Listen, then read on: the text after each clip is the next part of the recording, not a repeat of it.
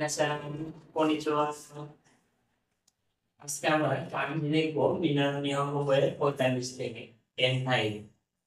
এটা হচ্ছে পেন্টু সীমাসের কাঞ্জি মানাকো কাকু গাছ সরুসু। এটা দিয়ে এই কাঞ্জিগুলোর নাম মনে রাখবো। এরপর 46 নম্বর কাঞ্জিতে স্কুলের কাঞ্জি দেখানো হচ্ছে কাকু। এটা হচ্ছে কো, এর নাম হচ্ছে কো। 47 এখানে দেখানো আছে তোমো ইউ, এটা তোমোটা হচ্ছে কাঞ্জি, বন্ধু কাঞ্জি তোমো ইউ। 48 বন মত, বন বন বন, আমরা এই মানে মনে রাখবো বন বন বন। তাহলে আমরা কাঞ্জিগুলো লেখা কিছু প্রসেস দেখি। যেমন এই কাঞ্জিটা লিখতে কি করতে হবে, এখানে আমরা এভাবে দাগ দিব, এটা দিব, এটা দিব, এইভাবে দিব, এইভাবে দিব, তাহলে এটা এই কাঞ্জি হয়ে যাবে। এরপর আমাদের এই কাঞ্জিটা হবে, তাই না?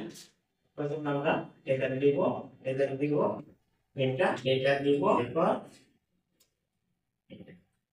তাহলে কিসের কাঞ্জি হয়ে যাবে? স্কুলের কাঞ্জি হয়ে যাবে। এরপর বন্ধুর কাঞ্জি, তাই না? এটা কি করব, প্রথমে এটা দিব, এটা এখান থেকে এইভাবে দিব, তোমো ইউ, বন্ধুর কাঞ্জি। এরপর যে কাঞ্জিটা রয়েছে সেটা হচ্ছে বইয়ের কাঞ্জি। প্রথমে এইভাবে দিব, এইভাবে দিব, এটা দিব, এরপর এখান থেকে একটা দাগ দিচ্ছি। তাহলে কি হবে? অন মত, অন বন বন, অন বন বন।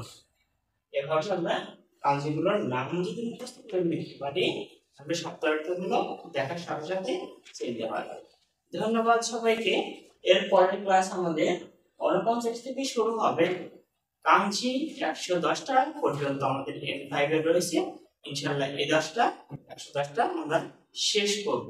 ধন্যবাদ সবাইকে, আমন্ত্রণ জানাচ্ছি সামনের ক্লাস দেখার জন্য। আসসালামু আলাইকুম।